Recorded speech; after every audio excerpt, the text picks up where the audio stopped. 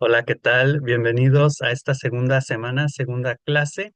Aquí, antes que nada, quiero mencionar que al final, más bien al inicio de la siguiente semana, voy a estar haciendo un resumen, una tipo infografía, como aquí vemos en pantalla, sobre el tema que abordamos y los contenidos que vimos la semana pasada, ¿no? Así como un tipo resumen para que toda la información esté ahí fresca y sea como más accesible. Entonces, esta semana retomamos con la tarea. No sé si tuvieron oportunidad de hacer su tarea. En este caso era leer las 15 páginas más o menos de la introducción y el capítulo titulado El alma colectiva según Le Bon. Les recomiendo mucho leer el libro de Le Bon. Creo que es Crowd Analysis en inglés o Psicología de las Masas, igual que el de Freud. Y vamos a estar rescatando algunas ideas aquí de este libro. Eh, Hay una parte en donde comenta Freud, que comenta Le Bon, es como un libro así de referencia, eh, que básicamente tiene como tres causas para la multitud, es decir, como para explicar por qué las personas son como son. Aquí vamos a leer. La primera dice, la aparición de los caracteres peculiares a las multitudes se nos muestra determinada por diversas causas. La primera de ellas es que un individuo integrado en una multitud adquiere, por el simple hecho del número, un sentimiento de potencia invencible, merced al cual puede permitirse ceder a instintos que antes como individuo aislado hubiera refrenado forzosamente y se abandonará tanto más gustoso a tales instintos cuanto que por ser la multitud anónima y en consecuencia irresponsable, desaparecerá para él el sentimiento de la responsabilidad, poderoso y constante freno de los impulsos individuales. Aquí va a haber como una especie de crítica o discusión que Freud va a hacer con Le Bon en referencia a la masa o a la multitud, de por qué, por ejemplo, la propaganda o la sugestión o todas estas técnicas de persuasión eh, cobran efectividad o eficiencia en la masa, ¿no? Y una de ellas es esta que básicamente se siente uno como identificado, ¿no? Como esta es mi tribu.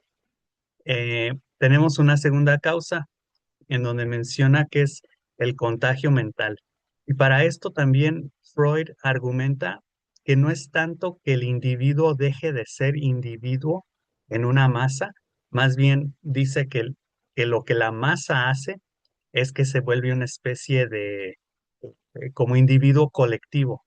Y no solamente eso, sino que nuestras fuerzas más escondidas, recónditas y más primitivas salen en la masa, salen a niveles sociales. Es decir, perdemos el juicio, perdemos la razón, perdemos la capacidad de hacer análisis lógicos en forma colectiva. Muy interesante esta parte. El contagio también aquí menciona una segunda causa, el contagio mental, interviene igualmente para determinar en las multitudes la manifestación de caracteres especiales y al mismo tiempo su orientación. El contagio es un fenómeno fácilmente comprobable, pero inexplicable y pero inexplicado aún y que ha de ser enlazado a los fenómenos de orden hipnótico, cuyo estudio emprenderemos en páginas posteriores.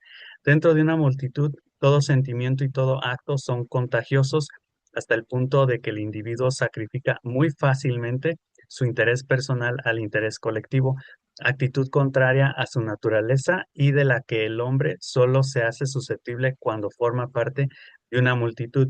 Freud argumenta que no es, bueno, es que aquí lo interesante o la pregunta que nos podemos hacer es ¿qué tan individual es lo social?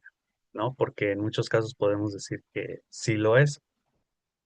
Y Freud aquí argumenta y junta la segunda y la tercera causa y las distingue porque se parecen. La tercera causa, la más importante, determina en los individuos integrados en una masa caracteres especiales, a veces muy opuestos a los del individuo aislado.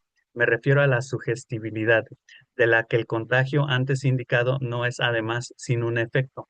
Para comprender este fenómeno es necesario tener en cuenta ciertos recientes descubrimientos de la fisiología. Sabemos hoy que un individuo puede ser transferido a un estado en el que, habiendo perdido su personalidad consciente, obedezca a todas las sugestiones del operador que se le ha hecho perder y cometa los actos más contrarios a su carácter y costumbres. Eh, Aquí Freud hace una distinción, si lo llegaron a leer, y sí menciona que la sugestibilidad, de hecho, es primero y es gracias a la sugestión que se da ya luego este contagio.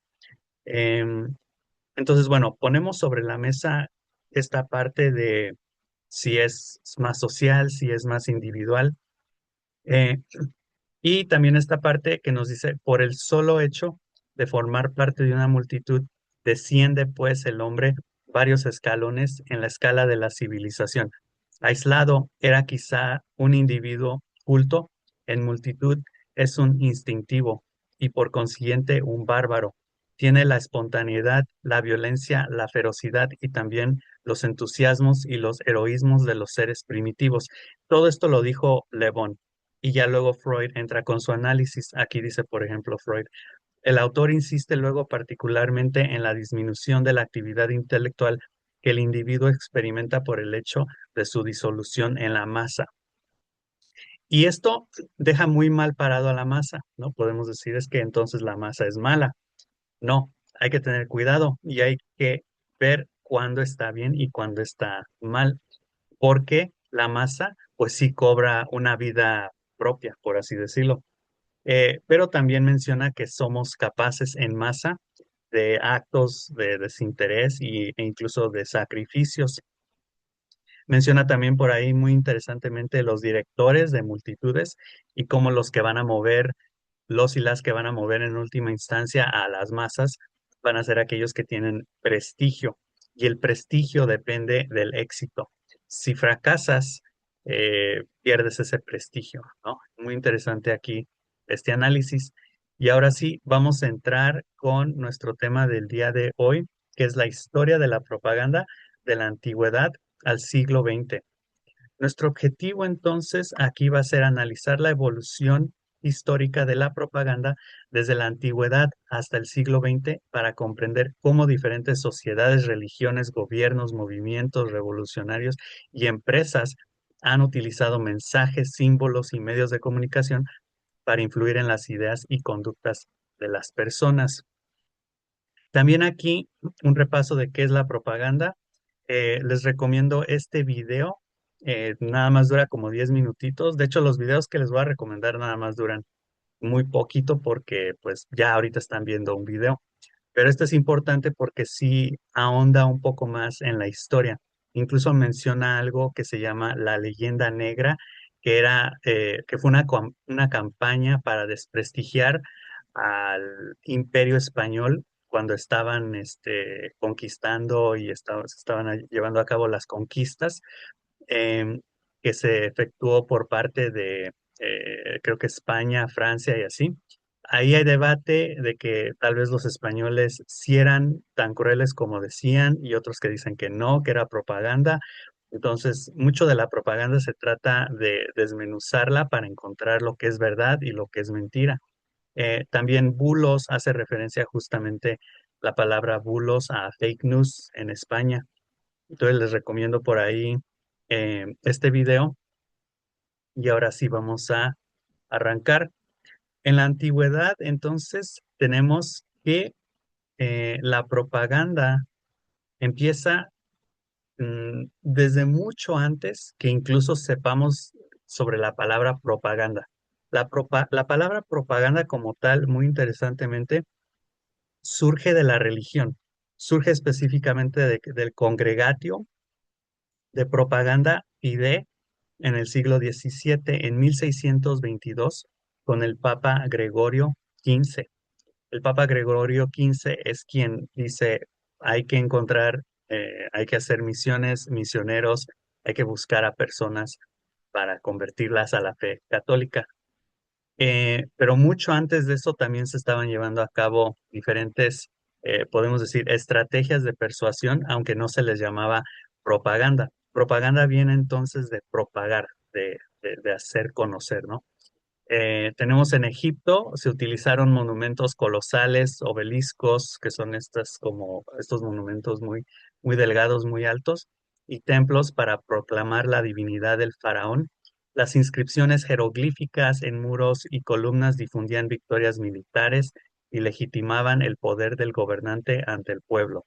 Roma y Grecia emplearon monedas con rostros, muy interesante porque hasta hoy en día seguimos utilizando, es una especie de propaganda también el billete, la moneda, el dinero, porque ahí tiene muchos símbolos propagandísticos de la cultura, ¿no? Así como acuérdate de quiénes son nuestros héroes, cuáles son nuestros monumentos, qué representas, ¿no? Em, como medio de propaganda masiva.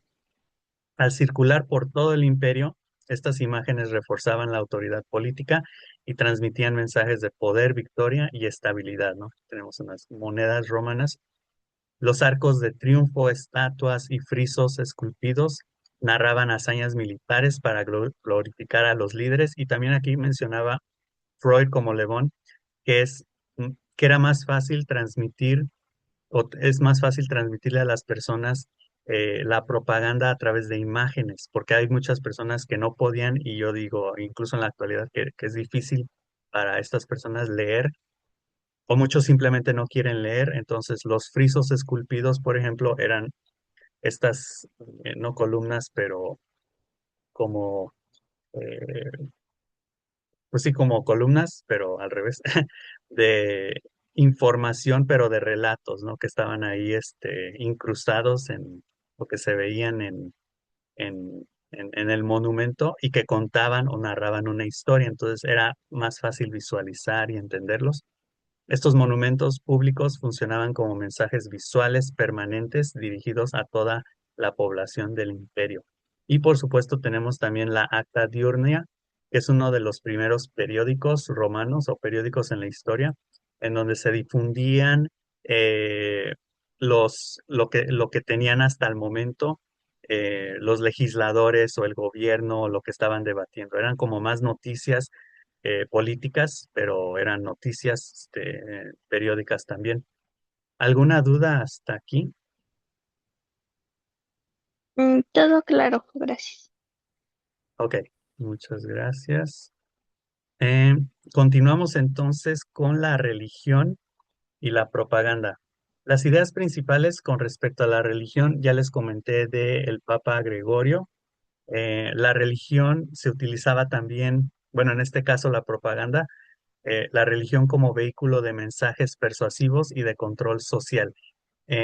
Pues sabemos por la Santa Inquisición, por muchas situaciones en la historia de la religión, más del catolicismo, que sí hubo una campaña fuerte, también con los escolásticos que de alguna forma fundaron lo que son las materias o la educación de hoy en día, símbolos y rituales usados para influir en la fe y conducta de los creyentes. También los símbolos son muy fáciles de detectar, por eso dicen por ahí que una historia es más poderosa que utilizar la lógica, porque con la historia apelas a la emoción, a la representación visual de las personas. Textos sagrados como herramienta de difusión ideológica y moral también, y la iconografía religiosa, por supuesto, imágenes y arte al servicio del mensaje divino. Eh, Vamos a entrar con la propaganda en las revoluciones. También se manifestaba aquí. La Revolución Francesa utilizó folletos, panfletos y discursos para difundir ideas de libertad, igualdad y fraternidad, movilizando a las masas contra la monarquía y transformando la opinión pública. La Revolución Rusa empleó carteles de gran impacto visual, con imágenes del obrero y el campesino, junto con consignas bolcheviques para justificar el levantamiento popular y consolidar el poder soviético. Ambas revoluciones demostraron que la propaganda es una herramienta clave para el cambio social, moldea emociones, legitima causas y convierte ideales políticos en acción colectiva masiva. Esto es muy importante aquí porque a través de las revoluciones también se ha dado justamente la propaganda, como menciona aquí, con folletos, panfletos. este, y es una forma también de, ahora sí que como provocar a la gente que se una, que tome postura o se una a un lado. Em, y la propaganda en el siglo XX. Em, bueno, podemos decir que la religión y muchos medios la han utilizado, pero donde realmente empieza a tomar así como esta perspectiva masiva, se puede decir, es a través de la revolución industrial. La industrialización genera que básicamente se pueda alcanzar a las masas.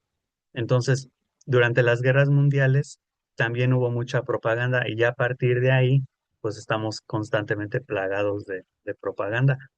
En las guerras mundiales, los gobiernos usaron la propaganda masivamente, carteles, discursos y medios impresos movilizaron a millones de ciudadanos, fomentando el patriotismo y el esfuerzo bélico en toda la población.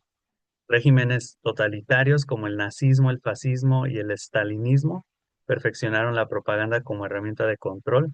Figuras como Goebbels, que ya les había comentado en la semana pasada, diseñaron campañas para manipular la opinión pública, glorificar al líder y deshumanizar al enemigo mediante imágenes y discursos. De hecho, aquí tenemos el espectáculo de luces o las torres, creo que le llamaban las torres de luces o las columnas de luces de los nazis. Los nazis usaban esto en sus marchas, este, que creo que era no era de Goebbels, pero sí era de un nazi. La idea creo que surgió de un nazi, en donde tomaban las luces y las proyectaban hacia arriba para que se vieran como columnas, así como impresionante. Y medios masivos, el radio, el cine, carteles y prensa fueron los principales vehículos propagandísticos del siglo XX. El cine producía documentales y ficciones patrióticas, la radio llegaba a hogares remotos y los carteles llenaban calles con mensajes visuales poderosos y directos. ¿Alguna duda hasta aquí?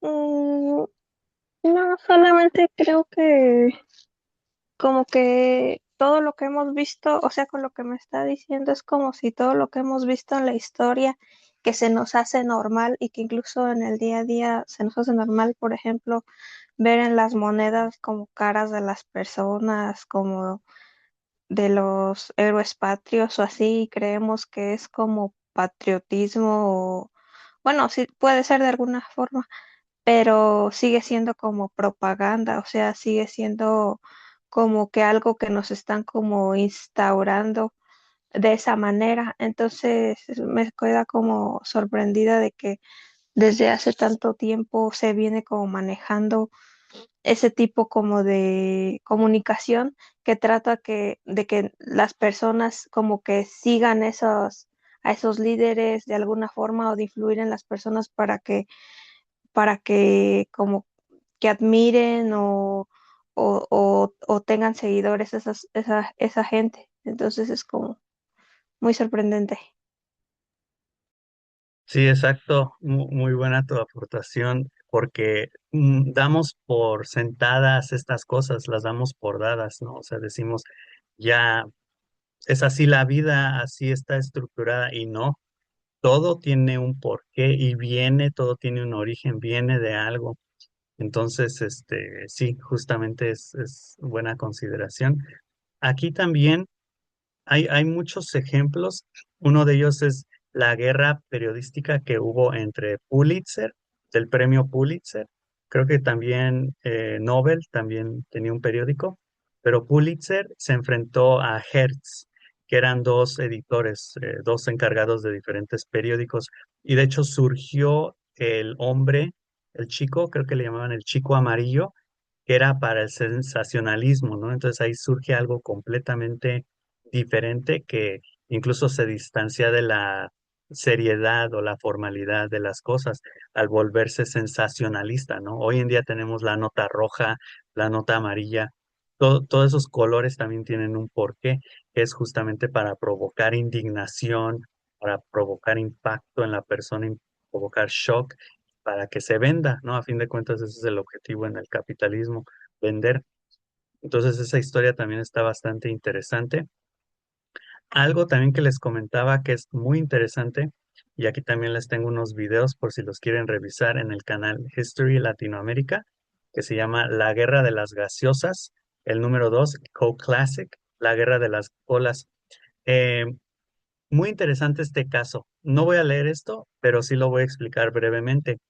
Coca-Cola, antes de Pepsi, era el refresco más popular, más vendido. Llega Pepsi y empieza la competencia. Para poder derrotar a Coca-Cola, Pepsi hace algo que se llama el desafío Pepsi o el Pepsi Challenge, en donde esconden la marca y dejan que las personas prueben los dos refrescos sin saber cuál es el que más les gusta. Y la mayoría de la gente le gusta el sabor de Pepsi, porque Pepsi, bueno, yo digo ya esto porque Pepsi tiene más azúcar. Entonces la gente o Pepsi empieza a divulgar estos estudios o esta opinión, al decir que Pepsi es preferida por los consumidores.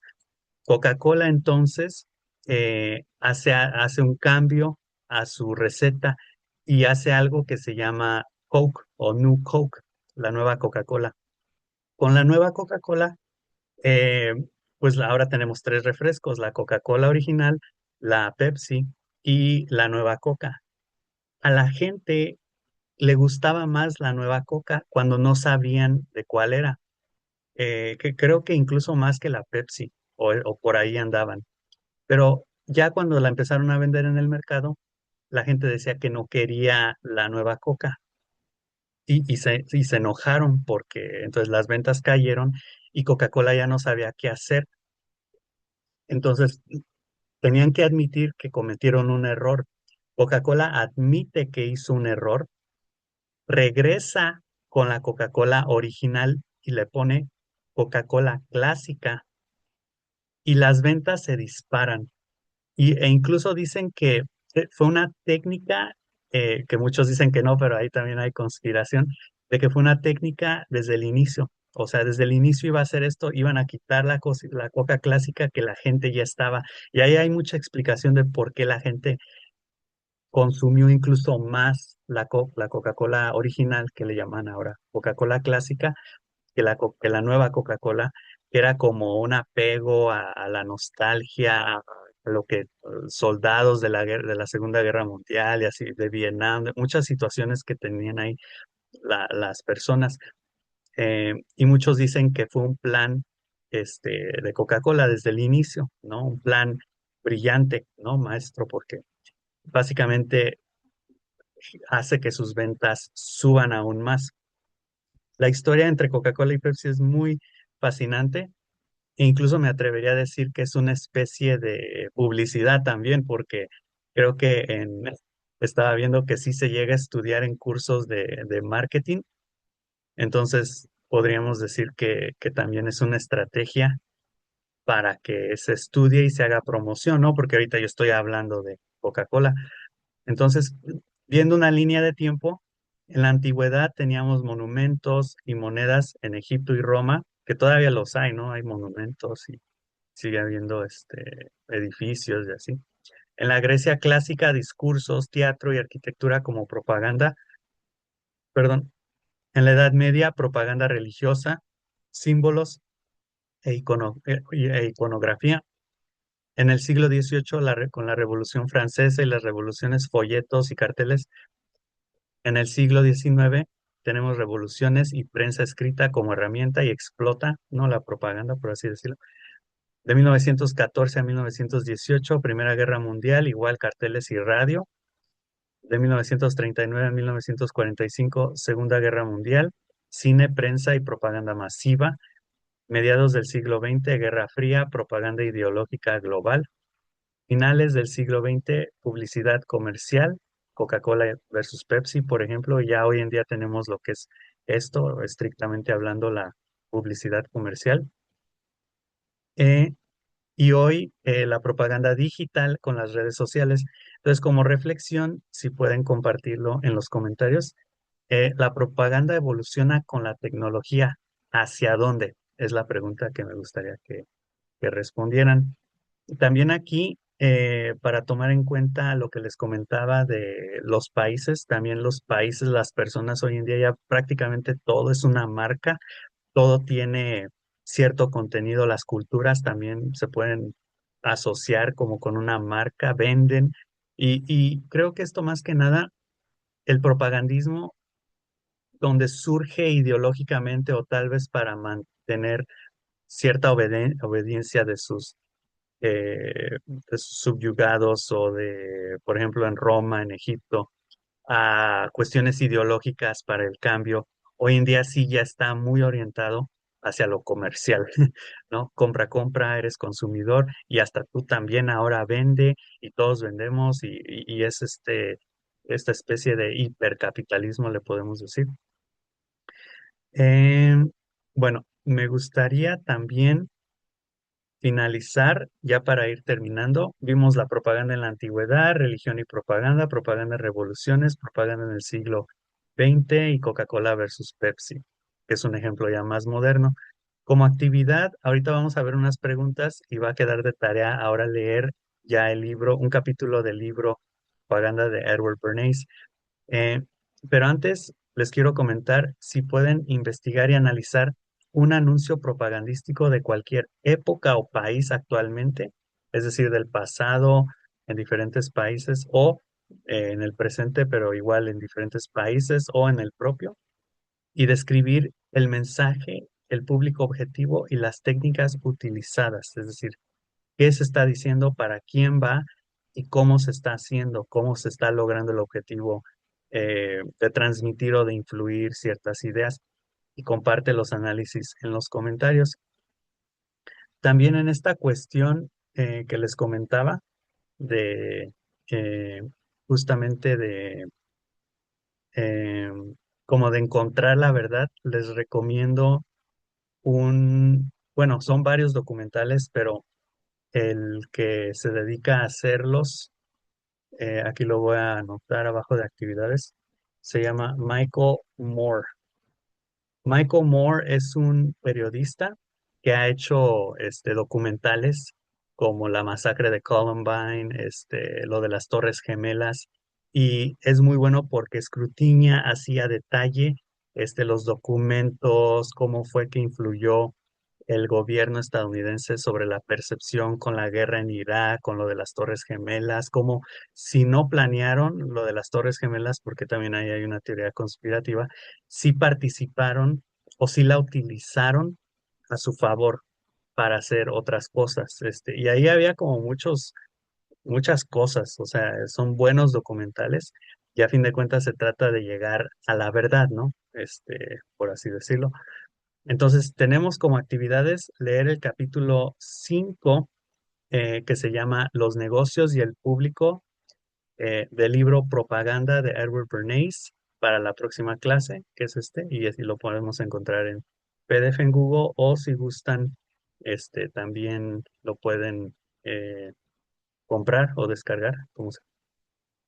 Y tenemos 5 preguntitas que ahorita les voy a dejar para la próxima clase que sirven como repaso. Estas preguntitas no las tienen que contestar ahora, pero sí tenerlas ya contestadas para cuando vean el siguiente video, la clase 3. Entonces, la primera es cómo utilizaban la propaganda las civilizaciones de la antigüedad como Egipto y Roma. ¿Qué papel desempeñó la propaganda durante la Revolución Francesa y la Revolución Rusa? ¿Qué medios de comunicación fueron los principales vehículos de propaganda durante el siglo XX? ¿Por qué la rivalidad entre Coca-Cola y Pepsi se considera un ejemplo de propaganda comercial? ¿Y cómo ha evolucionado la propaganda desde la antigüedad hasta la actualidad? Eh, entonces, esas preguntas, aquí nada más revisamos si se cumplió el objetivo, que era analizar justamente la evolución histórica de la propaganda desde la antigüedad hasta el siglo XX para comprender cómo diferentes sociedades, religiones, gobiernos, movimientos revolucionarios y empresas han utilizado mensajes, símbolos y medios de comunicación para influir en las ideas y conductas de las personas. Y creo que sí logramos el objetivo. Y finalmente les voy a dejar estas preguntitas Si pueden ya luego como tomarle foto de pantalla, lo voy a dejar así para que lo puedan tomar de arriba y ahorita me muevo hacia arriba para que lo puedan tomar de abajo.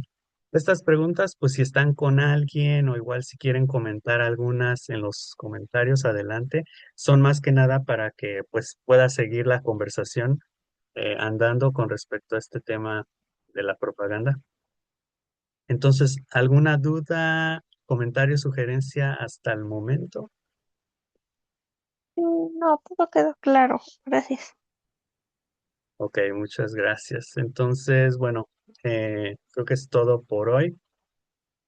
Con esto vamos a terminar y nos estaremos viendo entonces en el siguiente video, en el video para la clase número 3, ¿ok? Hasta luego.